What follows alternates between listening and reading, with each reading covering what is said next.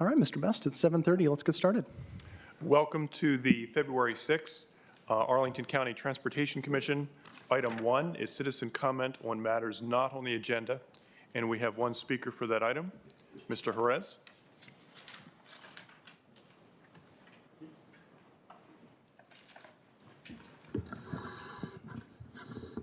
Comments to the county board at the last county board meeting.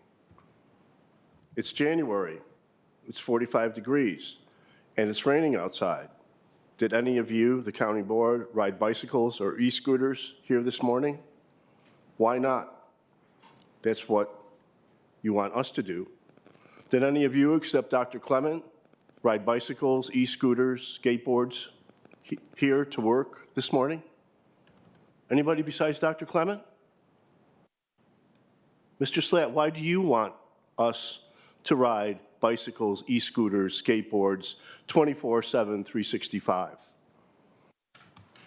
I'm mobility disabled. Like others in the mobility disabled community, I'm sick and tired of having to dodge free-rein bicyclists, Mr. Slatt, and scooter riders, including on the plaza just outside this building, right out here. If I'm injured in a public place in this county, it won't be by someone with a firearm, but by a bicycle or e-scooter rider.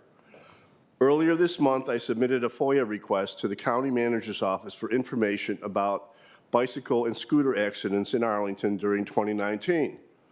I received an 86 megabyte PDF file with information from 2018 and 2019. 86 megabytes. Reading the FOIA documents, it didn't take long to realize that e-scooters should have been banned from this county a year ago, Mr. Slatt. There have been hundreds of e-scooter accidents. Some are reported to the police. Many are reported to e-scooter rental companies, which do everything possible to avoid responsibility. It's obvious from the FOIA material that bicycles have become a cult, Mr. Slatt.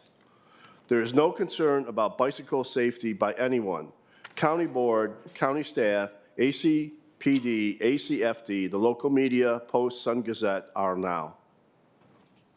And I've only heard concern from 2 members of this Transportation Commission, Dr. Clement and Mr. Lentame. You, the county board, are responsible for e-scooter accidents and injuries. You are largely responsible for accidents resulting from reckless behavior by bicyclists. But as you know, Mr. Slatt, because you're one of them, bicyclists are another special interest group you can't say no to. So the reckless behavior will continue. We're a month away from spring. What are we doing about multimodal safety? Nothing.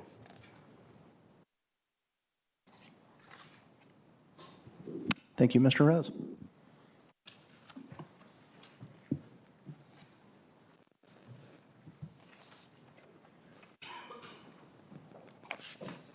Item 2 is the Veach Street Townhouse Site Plan. I'll turn it over to the applicant for a presentation.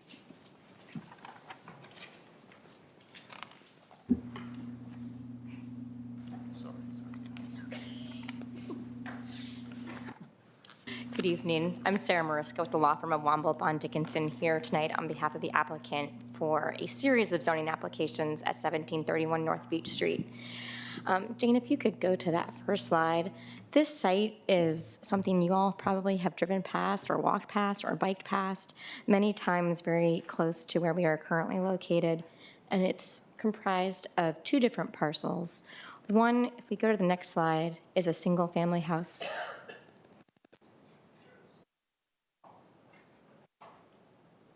I'll keep talking while we pull that up. But there are 2 different parcels that comprise this approximately 1/3 of an acre site. One is a single family house that was never consolidated into Colonial Village, and one is a portion of the Colonial Village development that is currently occupied by open space and encumbered by a site plan and also part of the Colonial Village phase development site plan. Jane, if you go to the next slide, that shows that existing single family house that you probably have passed many times along North Beach Street. So taken together, these parcels are about a third of an acre. One is zoned to the RA 7 to 16 district, and one is zoned to the RA 8 to 18 district. And a couple of years ago, we embarked on trying to figure out how we might be able to make this into something that is more appropriate for this particular location. And so in talking with staff, we discussed the need to be consistent with the GLUP designation and to bring consistency to the zoning on the site. So with that, we're proposing a series of zoning applications that would rezone a portion of the site to the RA 8 to 18 district, remove a portion of the site from the current site plan and phase development site plan, and then propose a site plan over this newly rezoned site to allow 7 townhouses. That ends up being consistent with the GLUP at about 19, a little bit over 19 units an acre. And if we go to the next slide, it illustrates the layout of the property, which again, if you look on your left of your screen, North Beach Street's on the left, top is 18th Street, and then the bottom is parking that currently serves AHC's development that's been existing for a very long time. We would not touch that existing curb cut on North Beach Street. We wouldn't touch that parking. We would remove an existing single-family driveway, which would allow for some additional bike lane striping as well as some on-street parking.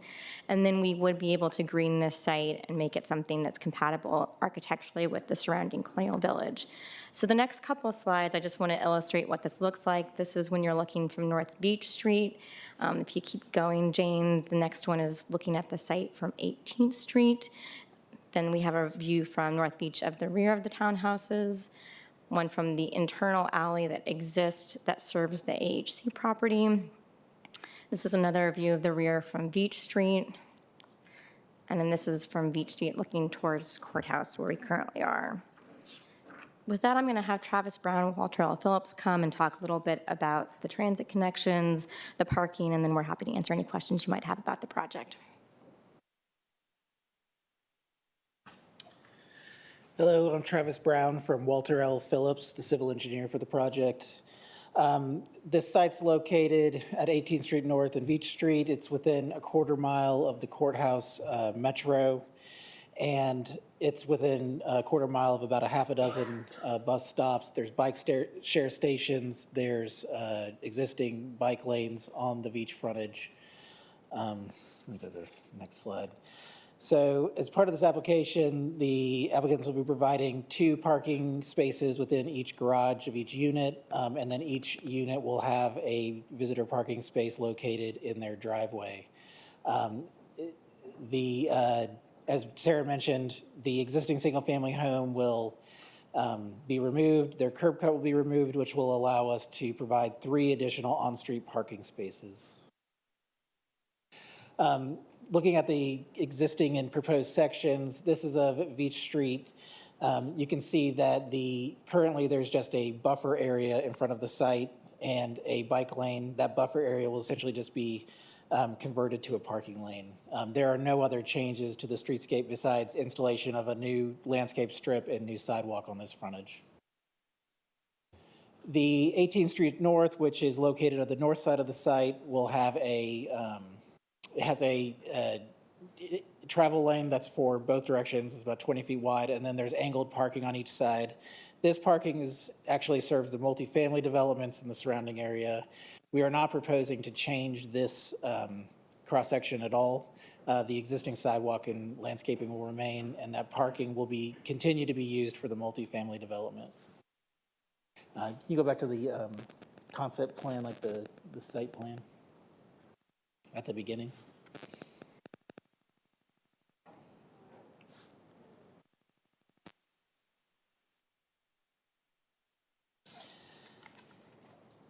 The color one, yeah.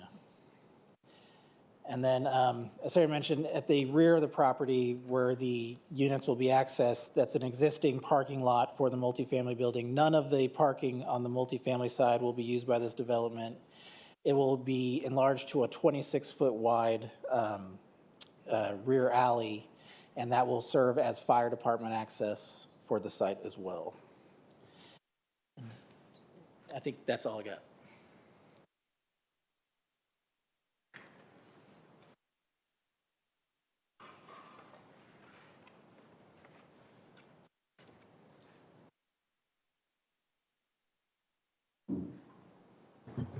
Hi, Jane Kim with DES Transportation. I just have a couple very brief slides. I'm not going to reiterate what the applicants presented.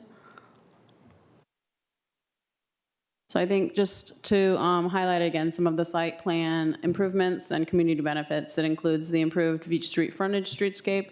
The applicant has also agreed to upgrading an existing water line in 18th Street from 6 inches to 8 inches, and it is actually about 210 linear feet, so it's not a small contribution there. And then you can see that they're agreeing to the standard site plan conditions for utility undergrounding, affordable housing, and green home choice, and there is actually a TDM that they've agreed to for the 7 townhouse units, which we have done for other townhouse developments. And so it is considered maybe TDM light, but we're pleased that they've agreed to do that. So before you today are 4 actions. The amendment to the PDSP, site plan amendment to remove the area from the Colonial Village site plan, the rezoning of that area from RA 716 to RA 818, and then finally to adopt this new site plan 453 with any modifications requested. Thank you. Great, thanks, everybody. Do any commissioners have questions about this development? Commissioner Lantelmi. Yeah, I just had a couple questions about the bike lane. That right now, it already exists. It's buffered, it's on its own, little right-of-way buffered from the street by the parked cars. It's actually a question about across the street. That bike lane goes in and out. Is there a reason why, what is the reason why it was not made consistently a protected bike lane from Lee Highway going south? Do we know? I'm not exactly sure, but some of the skipping green lines in the bike lane are due to driveway entrances and things like that, so that anyone in that lane, using that lane, is aware that they should be more careful of their surroundings and things like that. Just seem odd because it goes. Yeah, I'm not exactly sure. It could be a width of the right-of-way situation, but I'm Same width not, all yeah. around. Yeah, I can actually answer that, Commissioner Lantelmi. There you go. Tell me that, please.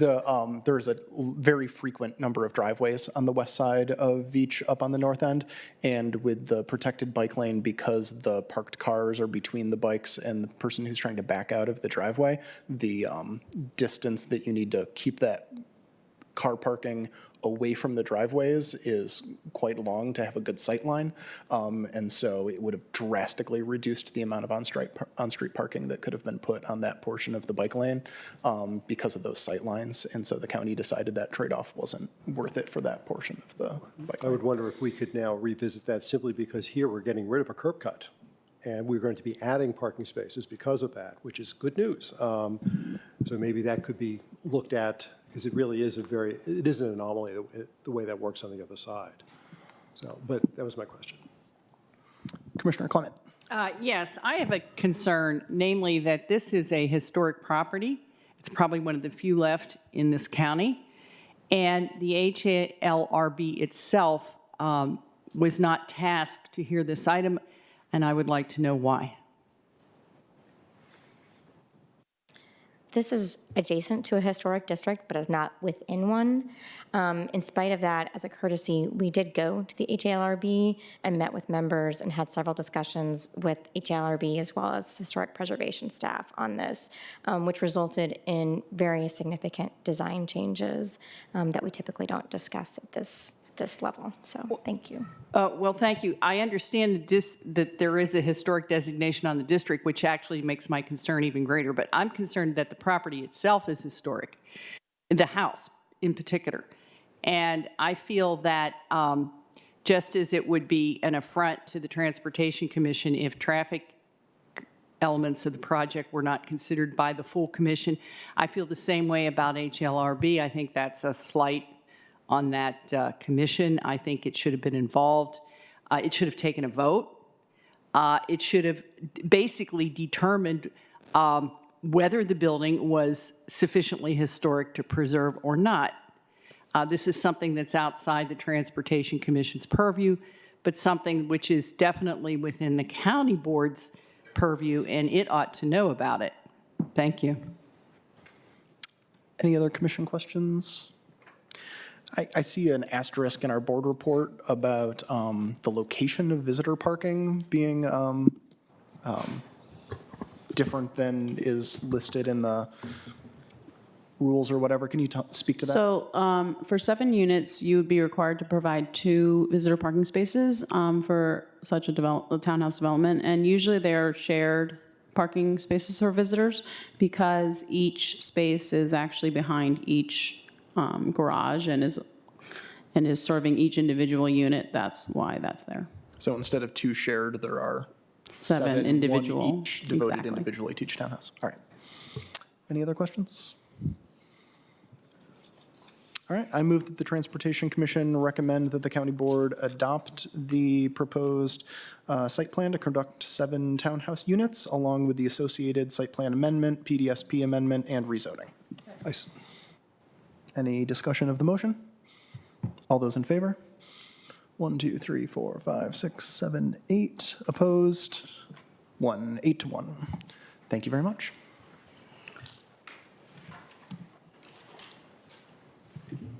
Our next item is item number 3. This is the bus transformation project. Jason Mumford is here from AECom for presentation. Yeah.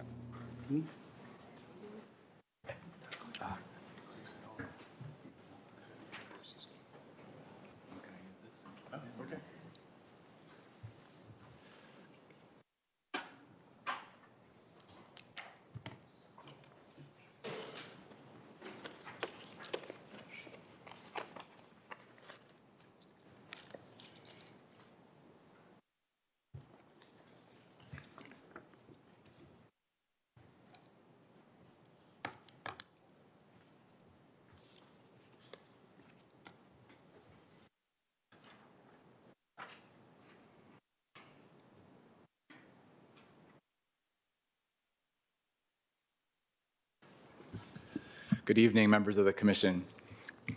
Well, we appreciate you having us this evening, and it's a bit of fun to have a regional initiative follow on a site-specific initiative. That's one of the fascinating things about transportation.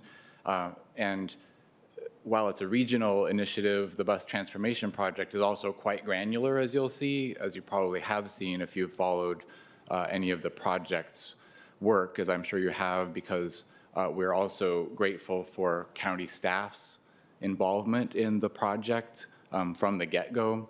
And so that's part of our message is one of thanks. I have hard copies of the presentation if that's helpful afterwards, but I'll mostly be referring to the high-level principles of the project, the recommendations, and then at the end we have some items at the end of the presentation that we would ask for your consideration in terms of an endorsement of the county's support for the overall project and its recommendations and action plan. A small personal note for me, I'm a daily bus commuter and train commuter. I live across the river in DC, work up the street here, usually in Clarendon. And as a bus rider, you notice things, right? And you're kind of into it because it's kind of a group thing when you're on the bus. And I invite you to think of your most recent public transportation experience and extrapolate it to the 600,000 people every day who are getting on and off a bus. That's just about as many people who are getting on and off a metro rail train in this region. It's an economic driver of activity, of interactions across this region of ours, and that's the value proposition of bus in Arlington, in the Washington metropolitan region. And so we had that in mind as we worked with stakeholders to develop a vision and then to bring that vision into some recommendations that are easily graspable, and then action steps that are that are clear to implement. And we'll show you that set of action steps. So it's been quite collaborative, as I mentioned, from the level of staff participation on our technical committee to the range of types of people, from nonprofits to community organizations to business leaders that we had in our strategic advisory panel. And then we had our leadership group, executive steering committee, that was mostly comprised of independent business leaders, transportation professionals, senior people who guided the strategy and who interacted with elected officials and other executives across the region as we worked as the consultant team to shape the recommendations. And then we had a whole wealth of public-facing activities and very meaningful surveys and lots of helpful responses to those surveys as we went through. The result is these 4 recommendations of the strategy that prioritized frequent and convenient bus service for the customers, prioritized the speed and priority, I'm using that word a lot, of bus vehicles on our surface streets so they can make good time, so that bus continues to be an attractive and efficient option for people who are using it. And then what are the elements of customer experience that people really care about that will help bus to continue to be a mode of choice, the mode of choice on the streets? Good information, affordable and understandable systems for payment, many things that directly affect your experience as a rider. And then how do these things stick? And then the recommendation number 4 is how do we think about transparency, accountability, measuring the progress over time? And we sure listened to the stakeholders. And by the way, we changed much of the strategy last spring when we heard back. We had our draft strategy, which had 6 points. You saw the 4 points here. We heard back from county staff, and you may have seen the letter that we received from county staff. I'll quote a couple lines. Arlington County is very supportive of efforts to increase ridership, market MetroBus, offer better pass options, install priority treatments on county-owned roadways. We also agree with the vision statement. However, we feel that the recommendations regarding transfer of service to local operators and changing the regional, non-regional formula are an overreach into an area of WMATA board policy. And it goes on to say that we recommend tackling that particular issue of regional, non-regional in a subsequent step, which is one of the recommendations and action steps that we took to heart and are doing.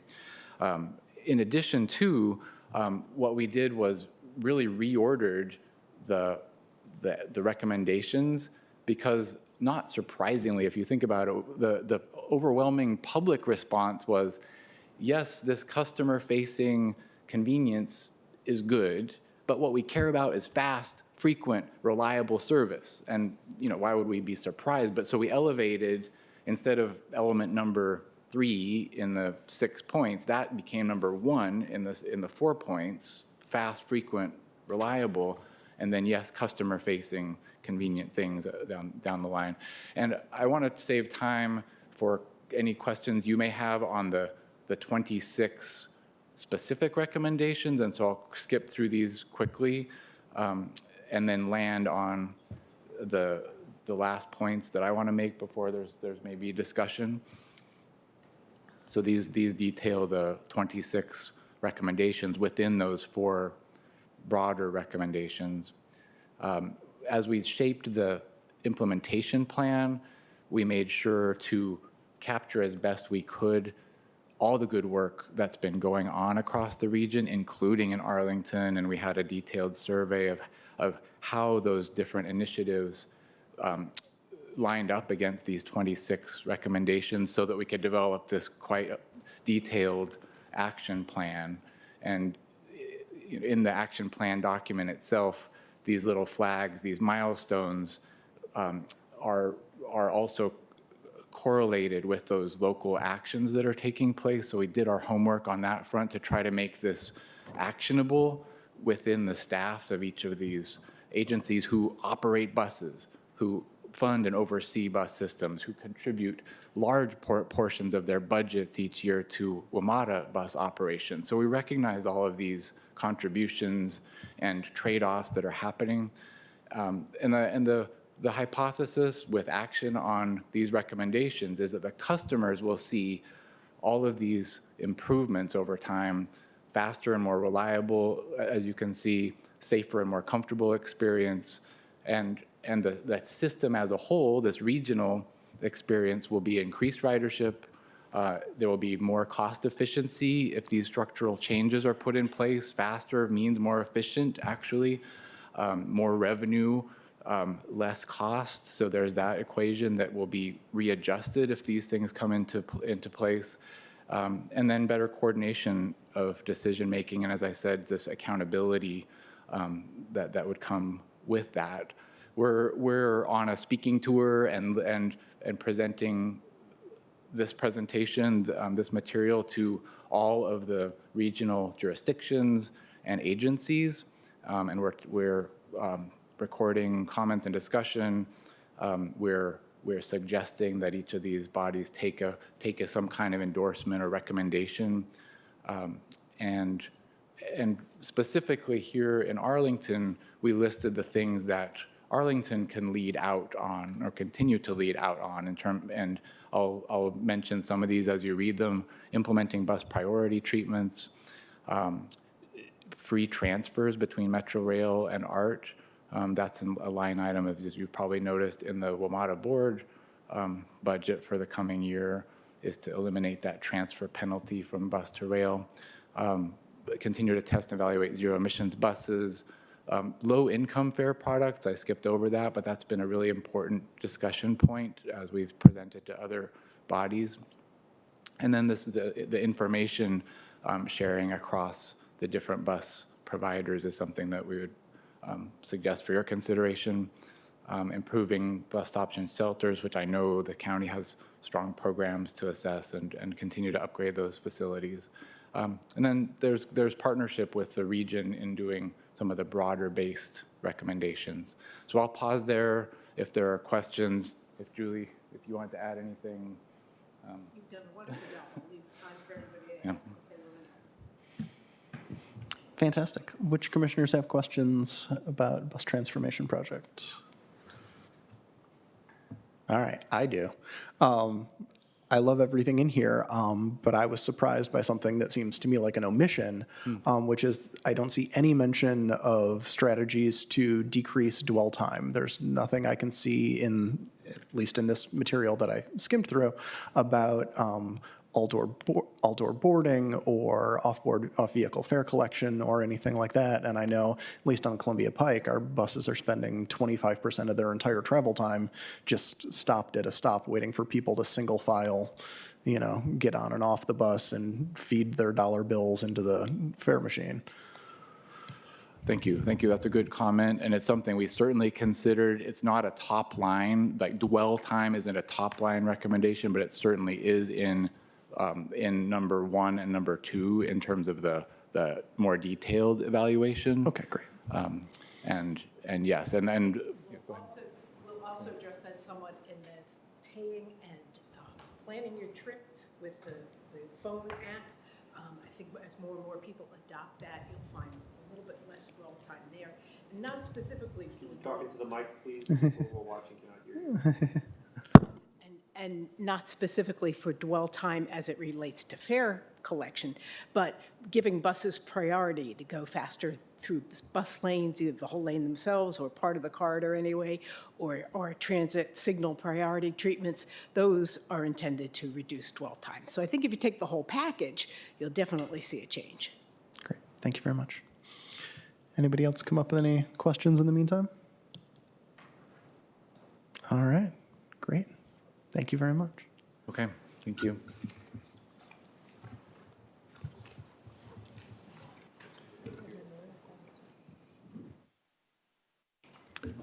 The next item is item number 4. This is the missing middle housing study. This is also an information item. We have a number of our friends from CPHD, led by Kelly Brown, this evening.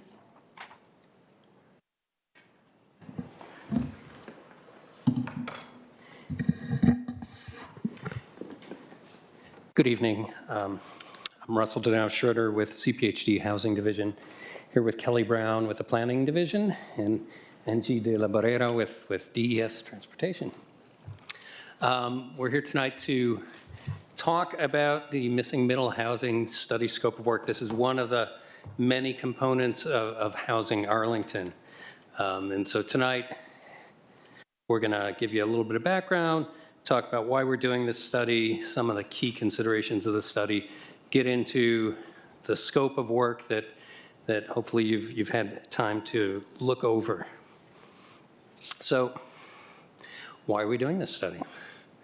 This is more broad and speaks to Housing Arlington, that there have been pressures on the regional housing market, which keep on increasing. You're probably familiar that the Metropolitan Washington Council of Governments last year released a report and passed a resolution speaking to the shortfall in housing supply in the region and the need to redouble our efforts to increase housing production more broadly.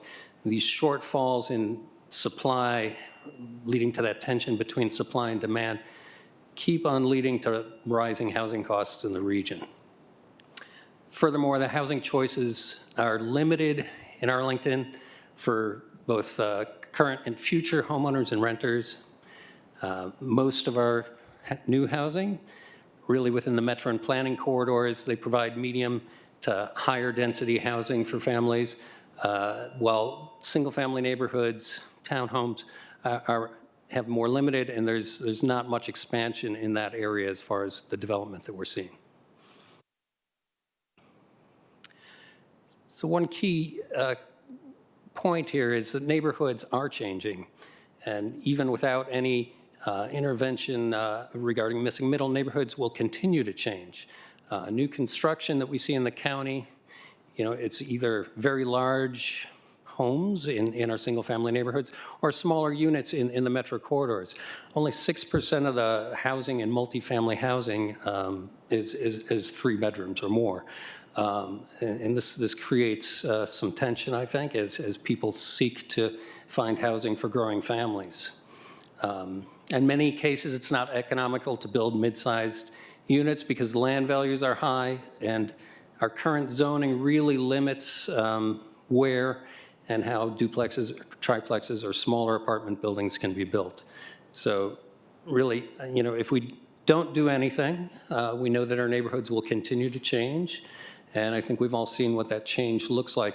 And so this study is an attempt to have a conversation with the community about what alternatives to that future can we possibly envision.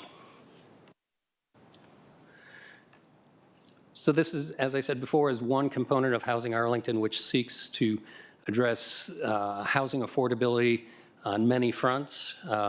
Primarily, its goals are to expand the supply of housing, broaden the types of housing that are available within the county, and to increase the supply of affordable units. This housing study, the missing middle housing study itself, just one of those strategies aimed at easing the restrictions on housing types that can be built in Arlington.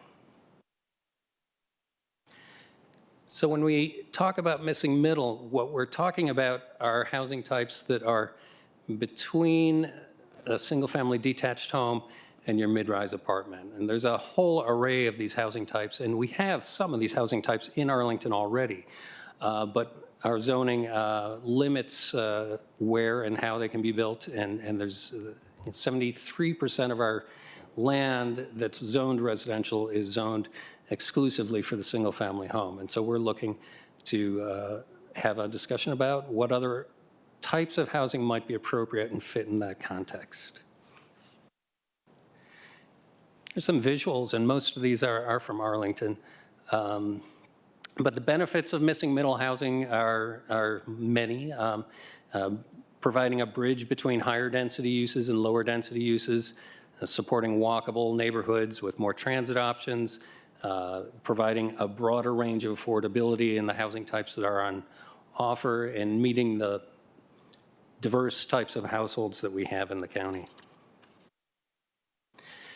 So the study's foundation is based on 3 civic engagement and policy elements: the 2015 Affordable Housing Master Plan, the launch of Housing Arlington in the spring of 2019, and following on the community conversation series that was held last fall as part of Housing Arlington. As far as the Affordable Housing Master Plan, which is our policy guidance for this, and there's really three elements that speak directly to what this study's about, and those are having an adequate supply of housing for the community's needs, ensuring that all segments of the community have access to housing, and ensuring that our efforts can, those are the policy goals, but the policy statements up there to incentivize the production of moderately priced ownership through the land use and zoning policy. And the third one, particularly exploring the flexibility in housing types and residential uses in single-family neighborhoods. This is already county policy. So in 2018, the board hosted a series of roundtable discussions, the big idea of roundtables, posing the question, how should Arlington grow? The three major themes that came out of that and helped point the direction for Housing Arlington were to protect Arlington's diversity, inclusive housing, and that we should always be planning for a future. In the fall of 2015, as I mentioned earlier, we held a series of community conversations using Facebook Live and wide viewership, exploring the areas of housing and economics, housing and the environment, and housing and equity.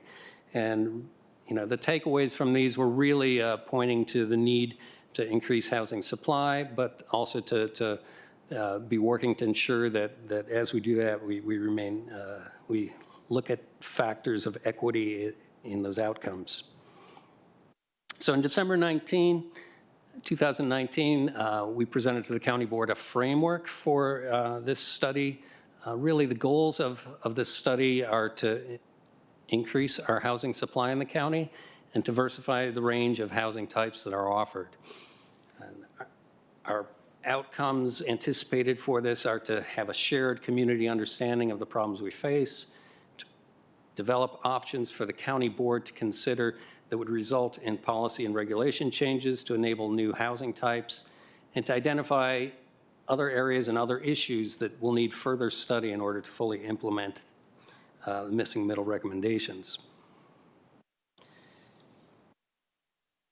So key considerations of the study will include robust community engagement, an equity lens, building on the county's recent equity resolution and furthering the county's vision to be a diverse and inclusive community, extensive research and evaluation. So the missing middle study will be a community conversation to determine how new housing types can help address the lack of housing supply and housing diversity in Arlington. It'll consider where new housing types could be introduced, what strategies could be employed to mitigate any negative impacts, and options for the county board's consideration. The study will not be an across-the-board rezoning of all single-family areas. Neither will it be a process to eliminate single-family zoning. In other words, single-family homes will remain a permitted use. There's no predetermined outcome for this study. We don't have the policy recommendations yet. We're looking to map those out with the community. The study will not lead to incompatible uses in housing types in single-family areas. There won't be high-rises in single-family neighborhoods. The study will not attempt to address a specific income range. We're looking at housing types here and variety, which may lead to a greater general range of affordability, but not targeting a specific income. And I'm going to ask Kelly Brown to take it from here.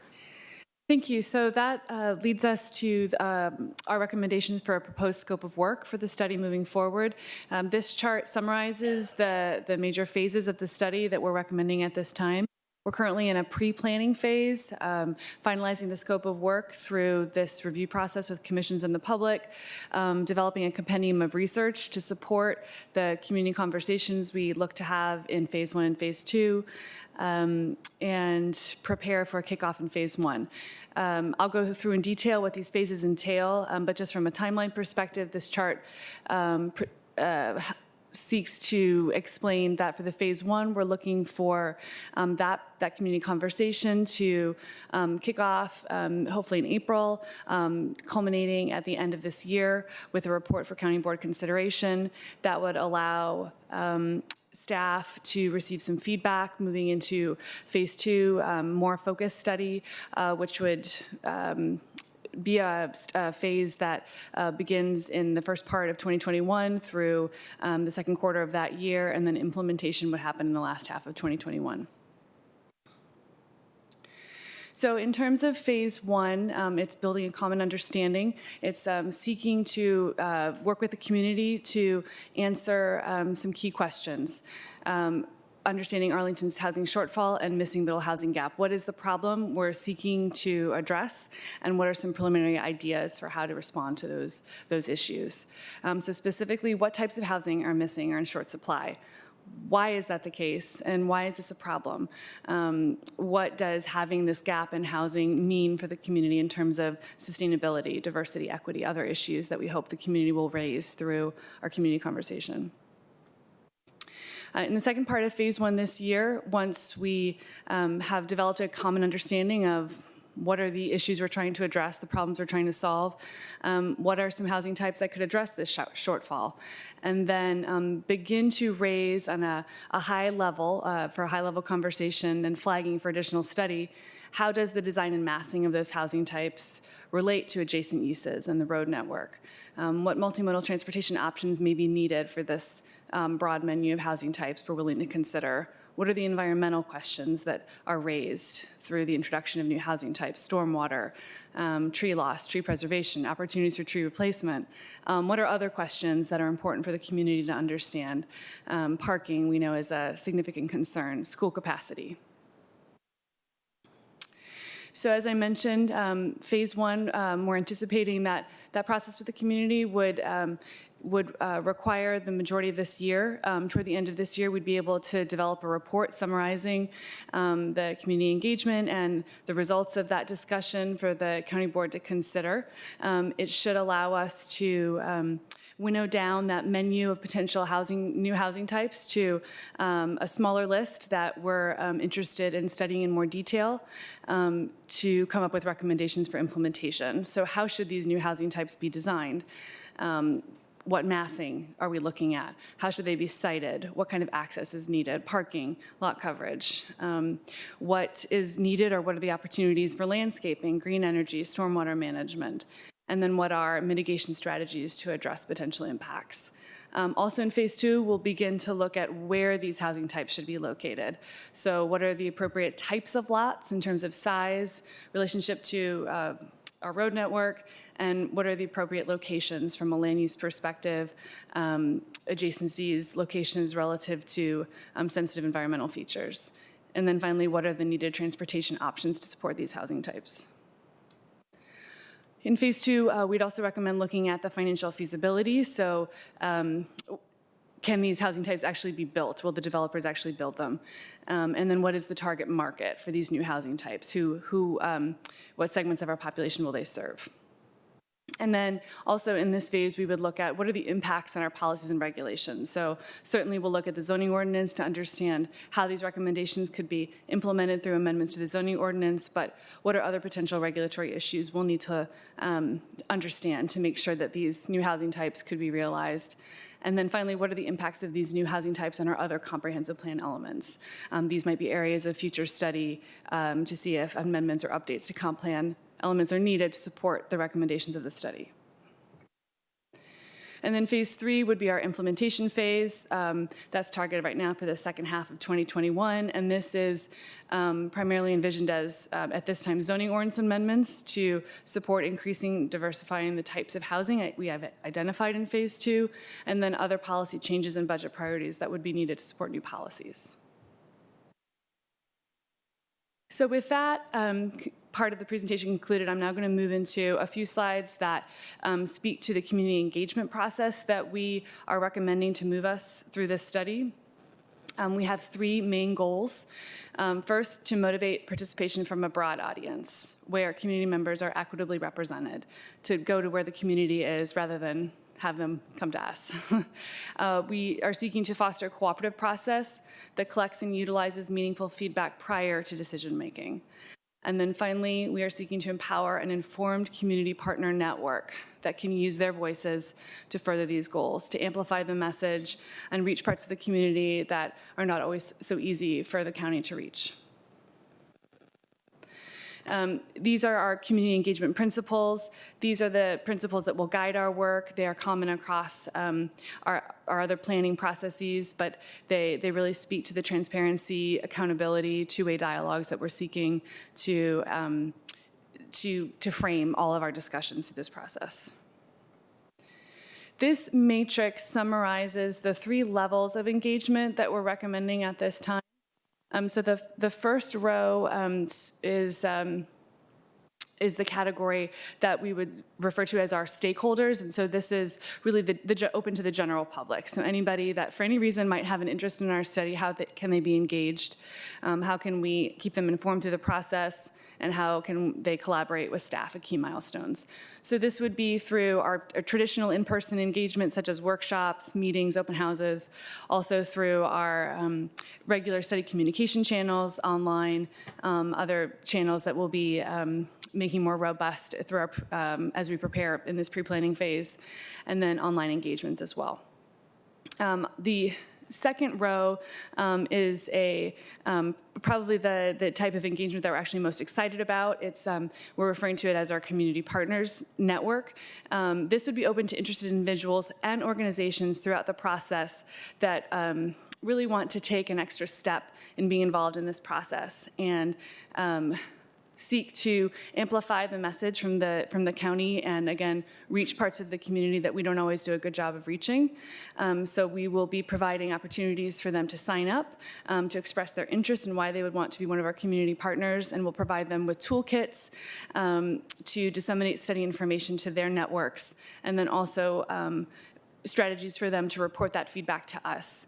We might also reach out to some of these community partners to co-host follow-up sessions, in-person engagements, to further explore some of the issues that would be raised at our larger open community meetings held at milestones.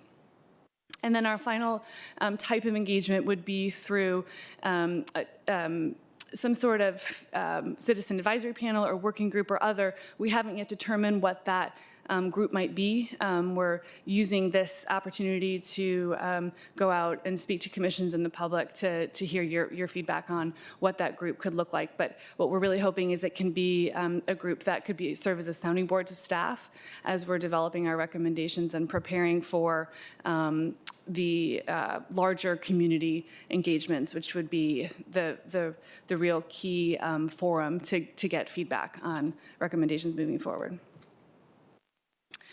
This chart summarizes all of the information we've provided so far in terms of our phases, the major milestones, the ongoing community partner network that we're seeking to realize, and the reports that we would be developing for the county board and so on.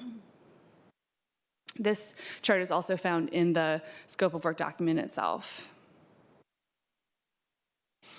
So finally, in terms of next steps, as I mentioned, we're very excited to establish our network of community partners. That's something we're starting to develop in this pre-planning process. We're also finalizing our compendium of research, seeking input at commission meetings and with the public. We have several more commission meetings later in the month, and also obtaining feedback from the community in an online feedback forum that should be going live very soon.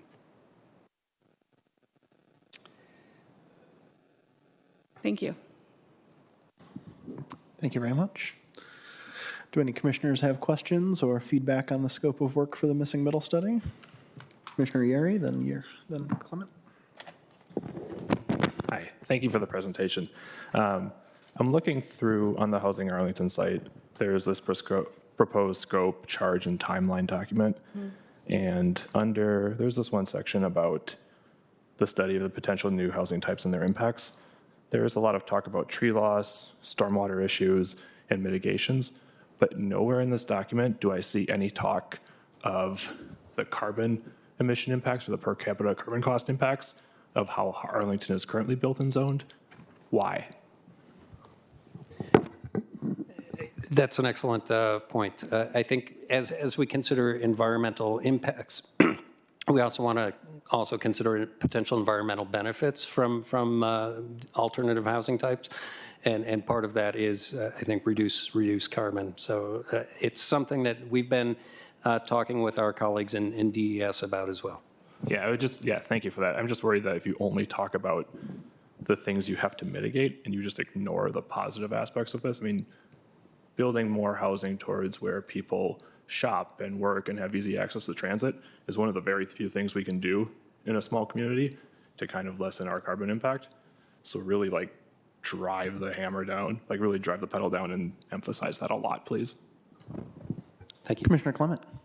Okay, well, first of all, I want to disabuse others, if I can, of what this particular plan suggests. First of all, it says it's a missing middle. It's going to promote missing middle housing, which implies affordable housing. Yet the two goals that I noted say nothing about affordable housing. They say increase housing and diversify housing types. Okay, they do not say anything about housing affordability or equity. Now, that segs with my understanding of what this plan is about. It's about densification of the county and further gentrification of the county. And given that that is implied in the goals, to implement such a plan would require upzoning. Therefore, it is disingenuous to say that this is not about upzoning, because that is precisely what would be required to increase housing in residential neighborhoods and to diversify housing types in residential neighborhoods. Also, as I mentioned, one of the goals that is not stated, and it's not in there, is affordable housing as a goal. Well, if affordable housing is not a goal, then equity will not be promoted. So to put forth a plan that states that equity will be promoted when we know full well that it won't is disingenuous.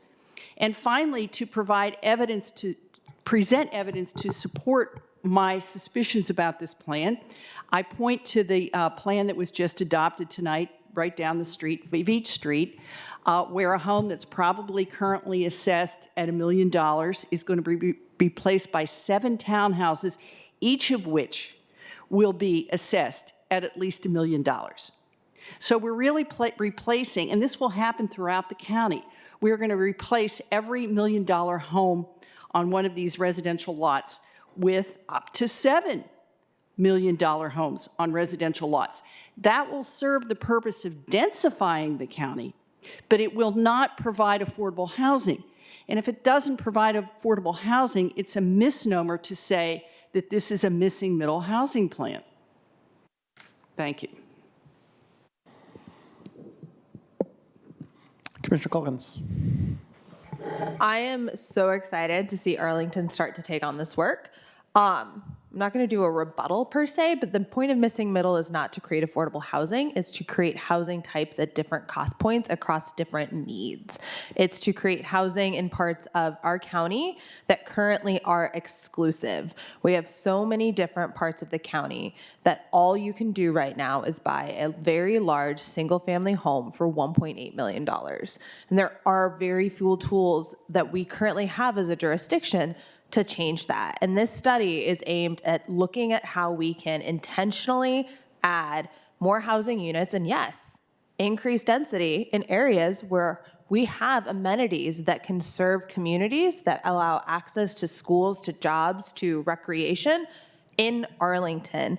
If we don't do this in Arlington, we're going to continue to add additional housing units significantly far outside of our regional core, where we put not just time in people's lives, getting to and from work if you have to live out in Manassas to get to your job. We're putting carbon emission in through mobility challenges. We're creating greenhouse gases. We're negatively impacting our region. And if we can add an additional 20,000 housing units in our single-family neighborhoods in the next 3 decades in Arlington. That's an environmental win. That's a social win. That's a win for the region. That's a win for Arlington, and that's the win for the environment. One of the things that I really want to talk about here is how this can help support transportation in areas that are on the cusp, where we could have better transportation services, and we don't because we just lack that quite notch on density to make a bus line actually work from a ridership perspective. I just want to kind of build on what Commissioner Yeri was saying and really encourage you in this scope of work to not just focus on mitigation and impact and dealing with the negative, but also make sure you have data and the ability to talk about the positive, because I think this is a real opportunity for a win for Arlington County. We have a lot of really great transportation resources, and we're not making good use of the land that is close to them. And we need to be able to talk about what is the vehicle miles traveled that you see for somebody who lives in the metro corridor versus the vehicle miles traveled that you see for somebody who is forced to live outside the metro corridor because, the housing units we currently have in the metro corridors are too expensive. And I think having that data and that information is really important for this study, and I hope it's in your scope of work. Commissioner Brose, and then Lantelmi. Yeah, I want to echo Commissioner Culkin's comments about the busing. Our visitors were talked about the bus transformation in Washington. When I first came to Washington, I lived all the way out in Northeast Capitol Hill, and the only way I could get around without a car was in buses, and that's really how I lived in Washington for many years. And there really is the ability to build that density where we can actually have bus systems. They've been able to do that in Washington. I lived here for several years out in Falls Church and was going in and around trying to get around on the bus systems here was a little difficult. It's much easier here to be closer in Roslyn to the metro system, but I agreed that the transportation support for that missing middle is really where I would focus. Just around the concept you have of the community engagement, I think the community sponsor piece that you're engaging with, thank you. Partnerships is great. I really would support the idea of a working group or people who are engaged and work with you on a regular basis as a sounding board in a way that's different from your community partnerships. Commissioner Lantelmi. Yeah, I'd like to associate myself with Commissioner Culkin's comments. Also, again, following on yours, I agree about buses. We do need additional density in order to make the buses be a reasonable choice and not have a subsidy that is just unaffordable. New York, San Francisco, both have very robust bus systems that work because the buses come quite often. You're not waiting a half an hour for the bus to come. And this is outside of the subway, the heavy rail corridors. That's where the buses serve and serve well, because you can just walk up and know that a bus is going to come. You don't have to figure it out. So this is one of the goals of Missing Middle it is in fact to increase density. And there's strong environmental benefits for doing that, taking advantage of existing infrastructure, increasing ability to provide proper transit. Now, that said, I do want us to be a little careful when we're saying what this isn't. I understand we're not doing full rezonings, and I raised this at LRPC, but it could very well mean that there will be changes to the zoning ordinance for the R districts that will be a blanket change, that will affect every piece of property that is within those zones. That is a possibility that I'm hoping we still will have on the table. There's a lot of ways to do it. Could be overlay districts that would not be as broad, but it could also be simple redefinitions. While the zone stays the same, the definition of that zone could be different. And I want to be careful that we're not going to be creating a false expectation when we say we're not going to do rezonings, because we could very well change the definition of the zone, and people need to be aware of that possibility. Anybody else? Commissioner Raddick. I think Commissioner Clement is probably right as far as those townhouses on Veach Street being sold for $1 million. But I think the alternative right now is that the house would be torn down and sold for 1.8. So I'd rather have 7 at 1 million, and then over time, hopefully they become cheaper and more people, or at the minimum, are able to live there, as opposed to just one family. You would have 7. But that's a bit beyond the purview of this commission. My question for you all is, one of the, I forget which slide it said, but it said no high-rises in single-family home districts. But the Veach Street site in particular, with a 6-minute walk to a metro rail station, seems like a prime candidate for not being as low density as it is. So going back to sending those false impressions to people, I mean, while it may not be, in the middle of, Country Club Hills, you would put a high-rise, but maybe it would be on the periphery of some of these single-family home neighborhoods, like chipping away along some of the edges of the RB corridor, where you might actually be, expanding and upzoning in effect. So I don't know, I'm not sure what my question would be for you on this would be, but I'm concerned that is going to send the wrong impression, basically. Noted. I think we showed you that range of housing types between the mid-rise and the single family, and of course closer to the mid-rise, those are multi-story buildings, which might provide some buffers in transition areas. Whether among the menu of potential missing middle housing types, I think there's questions for all of them as far as where and how, and certainly not all of them are appropriate in all contexts. So that's part of figuring this out. Yeah. Thank you. Commissioner Lantelmi. Thank you for raising that. This actually came up at the SBRC for the Veach Street townhouses. Apparently, they did look to do 21 units on the site, but the density is not available because of the way the site plan and the larger PDSP is done. It's a complex site. The GLUP is low-medium residential, which raised the whole conversation at the SBRC as why, at this point, when we're within a quarter of a mile of a metro station, do we have low-medium residential? Now, it isn't covered by the missing middle because they came up because missing middle really is looking for different types of smaller scale structures, buildings, sizes, whereas what I'm talking about for Veach Street would have been high-rise. It would have been a type of building that really is outside the scope of where we're looking for the missing middle study. That said, that doesn't mean we can be ignoring this. With SBRC, I very much wanted to use the Veach Street townhouses as a trigger for us to start looking at the corridors and where is the GLUP way too low and where our zoning is way too low for what we really should be having there. And yes, Veach is a complex site, but next to it is an AHC building that is not for preservation. It's a 1960s small apartment building that they own. They would love to develop that in a much more dense way. But they can't because the density is no longer available. We need to be looking at this. And I'm glad that you raised it because that means other people are noticing the same thing.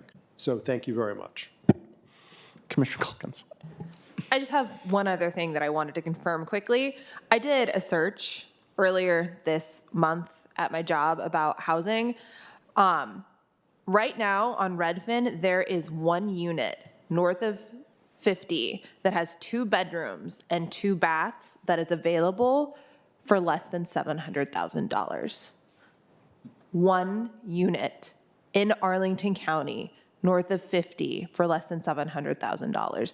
This is why we need missing middle, because that is unacceptable. Commissioner Clement.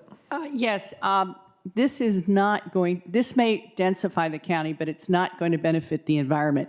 One of the principal results of densification is large-scale clear-cutting of tree canopy.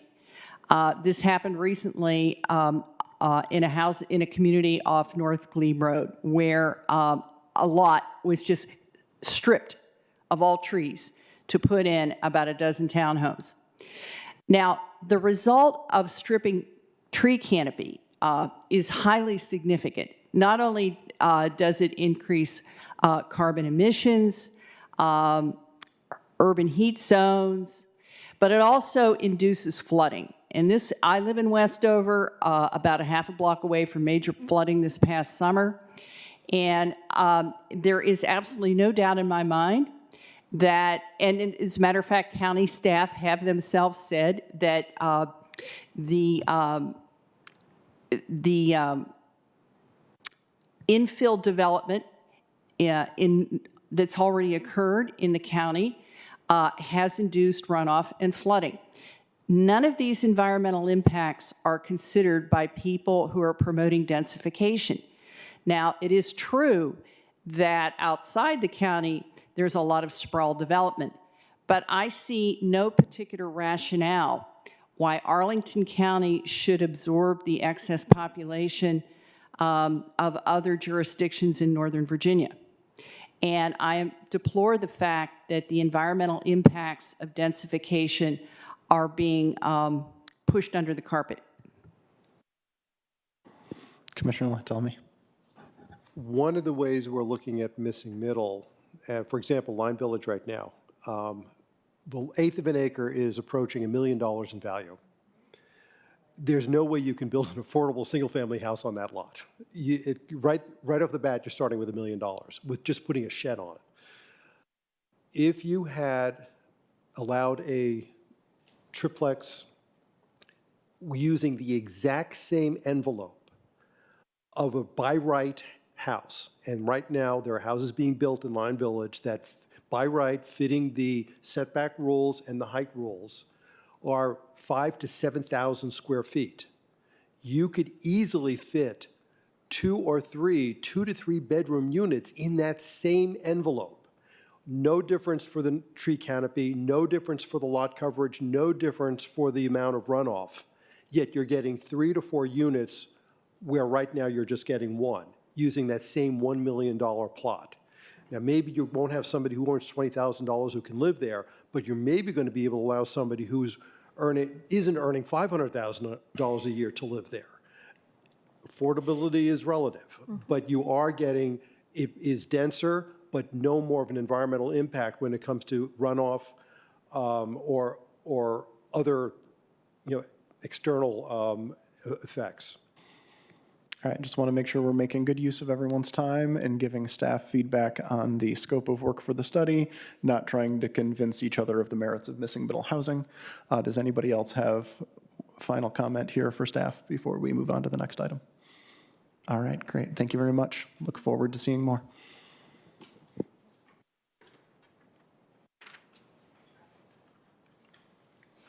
Item number 5 is 1200 North Courthouse Road Site Plan Amendment, and this is an information item. I'll turn it over to the applicant for presentation.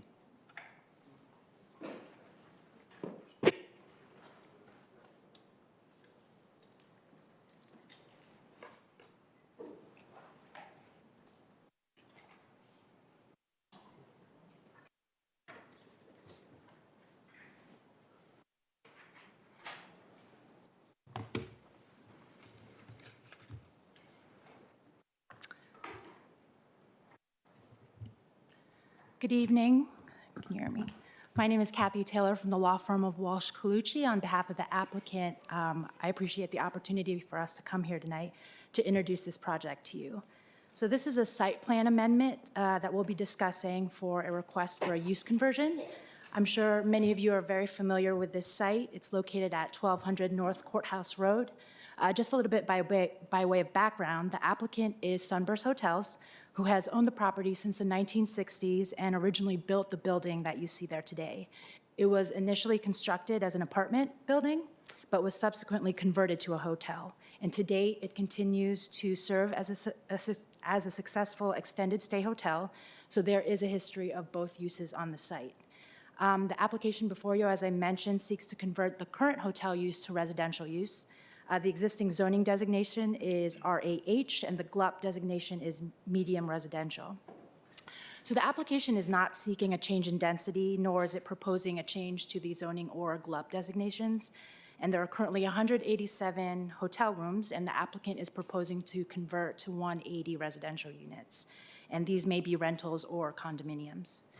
Because this is a conversion of an existing building, there are challenges to the site that the applicant must face and work with. This can include, as you'll hear, the amount of existing parking on the surface parking lot. There is a 65-foot grade differential from Clarendon Boulevard to the building entrance, And there are a number of utility easements that run through the property, to name just a few. So in light of these existing conditions, I will note that the applicant is actively working with our team's consultants right now to study and evaluate some improvements that can be made to the site to help align it more with the county's goals and policies. Notwithstanding these existing conditions, there are a number of benefits that I wanted to highlight very quickly that will result from this conversion. First, the market reality, as we've just been discussing in the previous presentation, is that these proposed residential units will be significantly less expensive than new construction, as it will be able to offer smaller units at a reasonable lower price point. As our traffic consultant will discuss tonight, there will also be an improved traffic level of service after conversion. And lastly, the applicant proposes to make substantial renovations to this aging building with architectural upgrades to the facades and other interior improvements. At the end of the day, the applicant has the opportunity to maintain this as a hotel use and simply renovate and refresh the existing building. However, as we heard in the previous discussion, that on the middle housing study, though this would be considered mid-rise housing type, I believe that there is a real demand for the lower price point housing in the county, and we see this project as a great opportunity to help advance those counties' housing goals. So with that, I will turn it over to our traffic consultant to give a brief presentation, and at the end, hopefully we can answer any questions you may have. Thank you.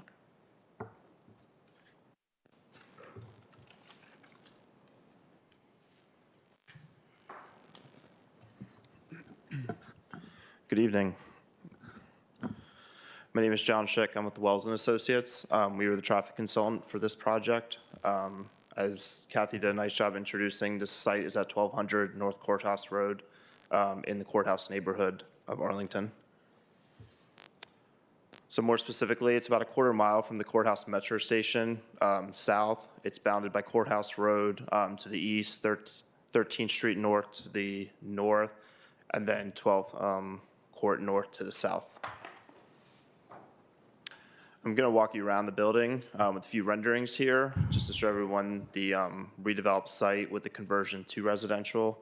So this is a rendering looking north along Courthouse Road. As you can see, the median is in place where you would enter onto the on-ramps for Route 50, which is just to the south of our site. Let's keep going. So this is west. This is moving up Courthouse Road a little further. As you can see here, and I'll describe in a minute, the two of the curb cuts. Our main access point is located there on the left side of the image, and then the access point to the upper level of the parking garage is on the right. And you can see in this rendering as well, the median that exists north of our driveway. This slide shows the access. As highlighted with the yellow, those are the curb cuts. So there's going around the site in a clockwise, starting up on 13th. There's a single full access movement driveway that serves the surface lot on the north side of the building. And then coming down Courthouse, as I mentioned previously, there's a driveway that serves the upper level of the parking garage. And then south of that is, I guess you'd consider the main access point to the site. That serves the surface parking lot as well as the lower level of the parking garage. And then finally, on the south side of the site, there is an access point to go on the 12th Court North. This slide shows the proposed site plan. As you can see, we're maintaining a lot of the characteristics of the site itself. I highlighted the access points previously. We would maintain those 4 access points. A one-way circulation pattern is proposed through the site. The loading zone is highlighted there on the north side of the building. There'll be a space there for loading as well as trash pickup. And then the porte cochere that currently exists would be maintained to facilitate pickup and drop-offs of Uber as well as food delivery service. So this slide shows we did a multimodal assessment. A full multimodal traffic assessment was not required due to the, the trips are coming down as a result of the conversion from hotel to residential. But we did do an assessment of the existing conditions. So as shown in the graphic, we looked at 12 study intersections. We did scope the project with DES staff. The existing peak hours we found occurred from about 8:15 to 9:15 and 5 to 6 p.m. And we found that all the study intersections currently operate at acceptable levels of service. And then there's some other bullets there. The max pedestrian traffic was observed at Veach and 13th, which is identified as intersection 1. And then maximum bicycle traffic was observed along the Arlington Boulevard Trail. The bottom of the slide shows the trip generation comparison. As I mentioned previously, the conversion of this site from a hotel to residential does result in a net loss of trips. As shown there in the bold, it would result in about 29 less AM peak hour trips and 43 less PM peak hour trips. This slide highlights the transit facilities nearby the site. The yellow ring represents the quarter-mile from the site. So as you can see, the courthouse metro station is just about at that quarter-mile mark. And the majority of the bus stops and bike share stations are up to the north and courthouse along Clarendon and Wilson Boulevard. This slide highlights the pedestrian access in and around the site. As you can see, there's sidewalks located along the frontage of 13th and Courthouse, as well as pedestrian access down along 12th Court North. This slide shows the nearby bicycle facilities. As I mentioned before, the closest bike share station is located right outside here on 15th Street and has about 20 docks. Next, we get to a parking summary. So today, the site, as you know, it's 187 hotel rooms is served by 153 parking spaces, which equates to about a 0.81 space per hotel room. Under the renovation of the site and some reconfiguring of the garage, there'd be a net gain of parking. We'd go to 171 spaces, which results in about a 0.95 space per dwelling unit. And then on the right side, you can see the bicycle parking, and that we would provide 72 Class 1 spaces and 4 Class 3 spaces, which is consistent with the bike standards. Finally, this outlines the transportation demand management plan. I'm not going to run through all these. I think you guys are very familiar. It's a residential development, so it would include items, participation in funding. It would have facilities improvements. A few to highlight within that category would be the transportation display in the lobby. We would reconstruct the 13th Street sidewalk. We'd have bicycle storage facilities, and we would improve the north-south pedestrian access that runs along the western side of the site. In addition, there'd be promotions, services, and policies, and then performance and monitoring of the TDM program. Thank you. We'll be here to answer any questions. Thank you. Does county staff have anything to add on this one? No. Okay, great. Commissioner Clement? I really do support this project. This is right up my alley because it does not involve demolition of an existing property. That, of course, is an environmental benefit, and it also reduces costs. But I'm very impressed with this project, but I have to tell you that in one respect, it is not consistent with county policy, and that is the parking ratio of 0.95, which is almost 1. As you know, in 2017, the county adopted a new policy called off-street parking guidelines for multifamily residential projects approved by special exception in the Roslyn, Ballston, and Jefferson Davis corridors.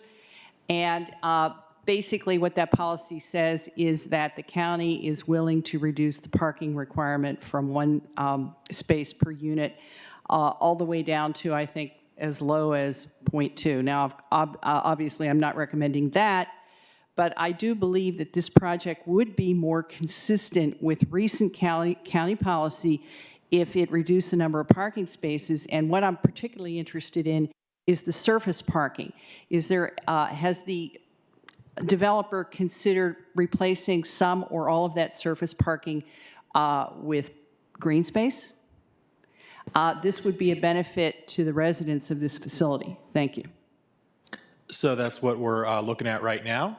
We're looking at a new plan that may or may not result in the loss of some parking. There is some important, market research that's being done, and we have to guard against the strong possibility that these may be condos as well, where the parking demand is a little bit higher. But certainly one chief goal with the redesign that we're going to be doing that we'll bring to SPRC2 and to this commission again for action would certainly address how much pavement remains with this. There's not a lot we can change for the conversion, but what we can do is look at some of these areas outside where there are utility easements on the exterior of the building, which would include the parking lot. So we are trying to be careful about parking supply and thinking hard about our target market and what we want to do, but also looking at improving the environmental impact for sure and adjusting the parking ratio as part of that as well. Commissioner Calkins. Can you bring the pedestrian circulation slide back up again? So your front entrance, I understand, is under that portico, correct? Yes. Where's the pedestrian path? So right now, and this is something that was raised at SPRC, so that's a great comment, it would be through the parking lot. And so part of what we're looking at with making changes to this lot is some sort of clear connection, whether it's striped or whether it's raised or something, through that lot to the entrance. It's been raised by the community. Okay. Commissioner Lantelmi. It's going to raise the same point, and also it has to be made way more disability friendly. This was raised at SPRC by the representative from that commission, that this is really not very good. We all like the idea, of course, of the adaptive reuse. This is great. I associate myself with Commissioner Clements on this. This is good. The concern, though, is it is a huge parking lot. The only way to get into the building is to walk through the parking lot. It's still way too auto-oriented in the way it's designed right now. And I know you're dealing with an existing building and have to work around that, and that's good. But this parking lot is just enormous, and it just doesn't work for the way anything in the RB corridor at this point. There's nothing like this site anymore. And this has to be, if we're going to have true adaptive reuse, we really have to adapt it to the current requirements. Commissioner Price. I never thought I would hear myself say this, but 100% agree with everything you had just said. I never thought that would be coming out of my mouth, but Commissioner Clement hit it right on the head. This must be an exceptional project. It was brilliantly stated.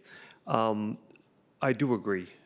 All I see is ugly surface parking, and I'm glad that you're going to address it, or I hope you will address it. It needs to be addressed because there are lots of sites that all you have to do to get to the front entrance is walk through a parking lot, and that is disturbing. That needs to change. It needs to start changing like now. So I applaud you, and I look forward to the next iteration. Commissioner Erie. Yeah, I would just echo everything that has already been said. And I would also emphasize too, if and when that surface parking lot gets shaved back, that sidewalk needs to be wider. That is an incredibly uncomfortable pedestrian experience along North Courthouse Road. You've got people flying to and from 50 from there, and it is awful on that 5-foot sidewalk. Yeah, I do want to set expectations realistically on that sidewalk, and Mr. Krebs here might want to weigh in. We are trying to do what we can to comply with the RB corridor standards for sidewalk widths and street tree placement and all of that, but there's a combination of factors on North Courthouse that could complicate that. So, I mean, I don't know if you want to go into it in detail, but really, I mean, there's utilities, there's a retaining wall, there's things that we just can't move scope of this project, so. Yeah, I think you've said most of it. I'm Jeff Krebs with VICA. As you might imagine, that streetscape was rebuilt when VDOT did their bridge improvement plan there. They constructed the wall. They redid the entire thing. It's within, as we expressed to SPRC, a lot of the challenges that we're facing here, there are things, it's not that we don't want to do them. There are a lot of things that we're limited with our ability to do. That one happens to be about 9 inches, 6 to 9 inches shy of what the RB corridor standard is for that particular frontage. So one of the things we struggling with is how to balance that, but we are looking at it as trying to do the best we can. We understand it's not comfortable, but we're looking at it. Thank you. Anybody? Commissioner Raddick? I have a couple questions. Is it possible to combine the North Courthouse Road's curb cut into two, and from 2 to 1? I know the garage and the way the building is sited, you're maybe hamstrung, but. Yeah, so right now, every curb cut we have leads to a different entrance that really, you realistically could not eliminate any of them. What you could do, and we discussed it at SPRC, and Ms. Kim commented on it as well, those two up north on North Courthouse Road could potentially somehow be consolidated into one, but you are really not necessarily going to gain much by doing that. Part of the issue here is that, the northernmost curb cut leads into a garage entrance. That portion of the garage does not connect to the lower level of the garage. You then need to access as well the lower level of the garage, which is the other curb cut and the parking lot. And then, of course, off 13th Street, you have a curb cut for the loading dock. There's really just not much you can cut here as far as how that goes. I mean, it just gets down to the building was designed one way, and we cannot reconstruct its interior to that extent. Yeah, I was afraid that might be the case. My other question is on the SPRC report that I was looking at online. There's a footnote 4 that says approved condition number 2 requires not less than 0.8 spaces per unit. Do you have any idea what that means? I'm guessing it refers to the hotel parking ratio. Oh, Yeah. That's Okay. approved right now. Okay. Okay, thank you. Anybody else? I just want to echo what was said earlier. I agree 100% about the need to eliminate as much surface parking here as possible and make an actual pedestrian entrance to get pedestrians up to your front door. But other than that, I applaud the adaptive reuse and making the best of what is one of the most awkward sites in Arlington County for a building. All right, we'll see you at SPRC. And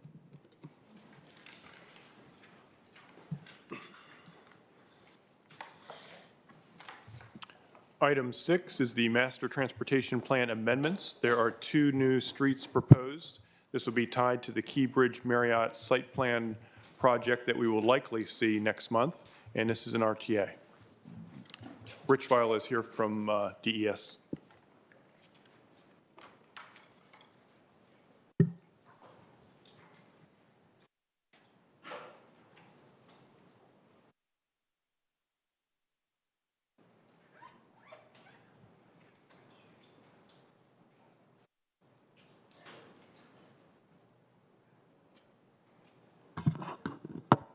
Good evening. I'm sorry, it's taking a moment to just kind of bring this up, but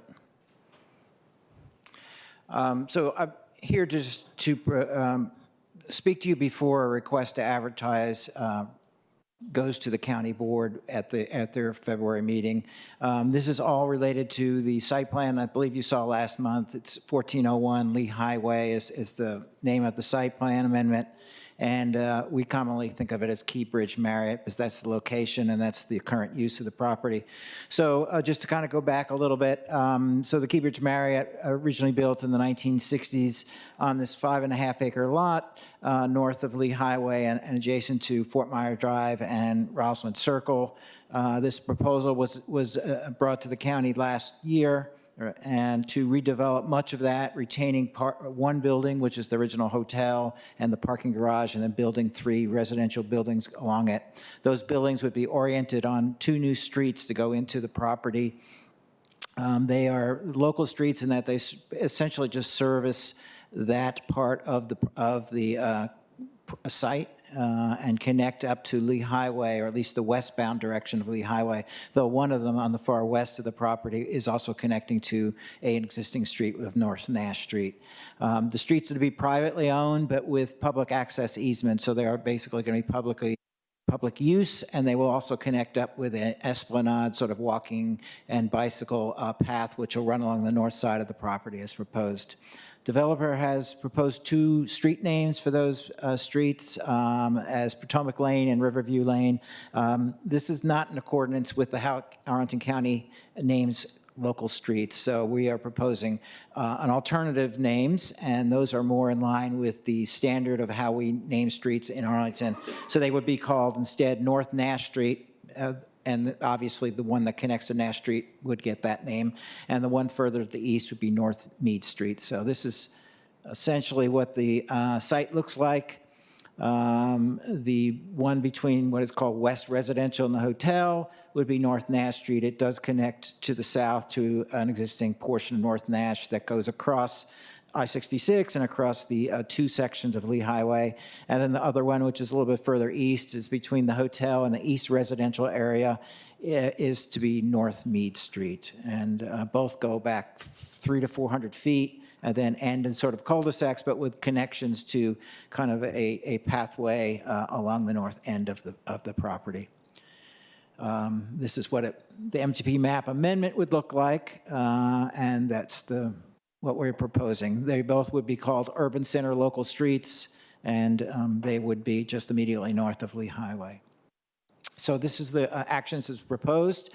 Following this meeting, our board would be considering it at the February 22nd County Board meeting, a request to advertise, and if that is approved, then this would be moving forth in March along with the site plan itself, and likely in one consolidated board report. So March 5th will be coming back to this commission for review, and then March 9th, it's the Planning Commission, and then lastly, the County Board on March 21st. Are there any questions?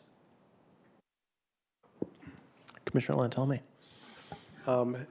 This might be just definitional, but we're proposing that this is going to be an urban center local. That's fine. Is that consistent? Will this then allow it to be, as what is being proposed, a shared street typology? I would say it probably could. I hadn't been aware that we were looking at something that was out of the standard in terms of design, something that it is a shared street, sort of curbless environment, that sort of thing. We could instead designate this as is this the case for both of those streets? Yes.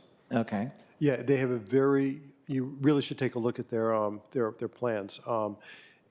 I personally think it's a very well-designed street, using very interesting materials, making it very functional, but at the same time very walkable, which should naturally slow the traffic down.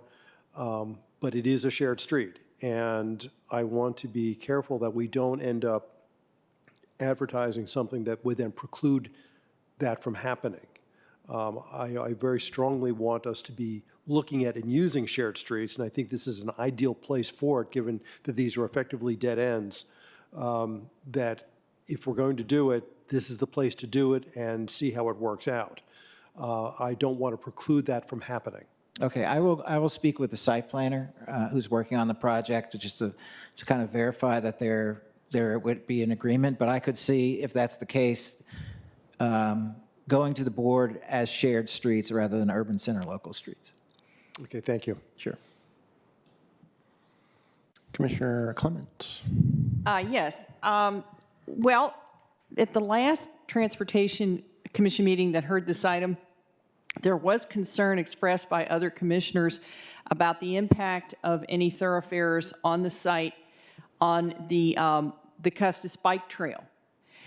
So I want to know, is mitigation planned, and what types of mitigation are planned? Okay, I'm not going to be totally up on everything, but I know we've had a certain amount of discussion amongst county staff and working with the developer on how best to treat those intersections, and I think there are certain things that are planned. Actually, some of the things that we would really like to do are being done right now with the reconstruction of the trail, and that trail is going to be raised up a little bit.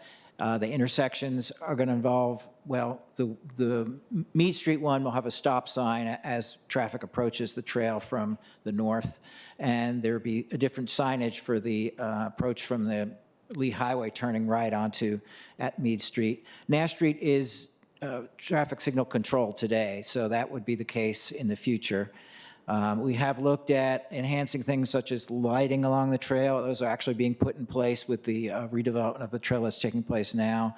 A little bit more offset from the traffic. There are a number of kind of measures that are being proposed and are being implemented for how to make those intersections better. Well, I'm encouraged to hear that. Also, I agree with you about the nomenclature. Okay. I have two things. First, my recollection from SPRC and the last time we saw this was that neither of these streets were particularly shared streetsy, that they had dedicated sidewalks on either side rather than some sort of big shared open space. I don't remember exactly what the determination was about curbs. I think they had. But definitely delineated sidewalks. But anyway, definitely worth double checking. I don't have to question the wisdom of calling this disconnected piece of street Mead when the rest of Mead is quite close by in Roslyn. And, I would call this stretch of Mead, proposed stretch of Mead, part of Roslyn, and Mead Street by Iwo Jima also part of Roslyn, and I'm concerned we are going to be confusing tourists by calling them both Mead Street. I understand why Moore Street would be an extremely bad idea, because Moore is even closer, but did staff consider creating a new M-word street for this block? It's complicated. Yes, we did. I mean, and there are certainly opportunities to come up with a new name. Generally, we try to use names that have been used before. It's a little easier in that those names have sort of been accepted by the community. To some extent, when we come up with a new name, it sort of has to go through a little bit of a vetting process. I guess we're open to additional name ideas on that, but it would have to fit the format of begins with the letter M and is only one syllable and doesn't repeat something else. All right, well, I would just say then, given how close the rest of Mead Street is, and given that the history memo that was released as part of this project includes that there was a millwork building on this site as early as 1935, that Mill Street might be an appropriate name for this block. Instead, tie into the history of the site as well as avoid tourist confusion trying to get to Iwo Jima. Okay, thank you. Anybody else? Commissioner Bros, you have your light on? Yeah, I was going to say, I live on a section of Nash that is very far away from the section of Nash, and it goes across 50, and everybody's always confused. So where's the quarter deck and where's, the Key Bridge? I don't know. So I'm not sure that it really does anything that's different that we've done in Arlington in the past than what the county staff has suggested. So, but open to new suggestions. Anybody else? All right, then I would move that the Transportation Commission recommend that the county board advertise public hearings on this amendment to the master transportation plan. Second. And seconded, any discussion? All those in favor? Opposed, abstentions? No, I am supporting it. Okay. I was like, wait a minute. Awesome, that is unanimous. Thank you, Mr. Viola. Thank you. Item 7, other business. Our next meeting is March 5th, Thursday, March 5th. What's on the agenda? That I don't know. Nothing yet. Perhaps Keybridge Marriott. Could be, could be. Grills, chills. Anything else for the good of the order? All right, we are adjourned. Thank you all. Have a good evening.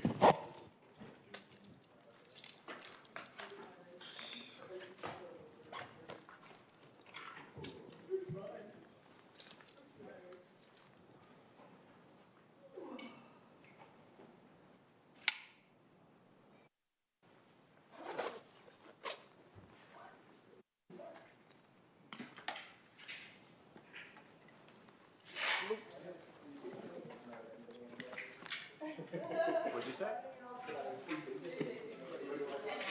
Yes. And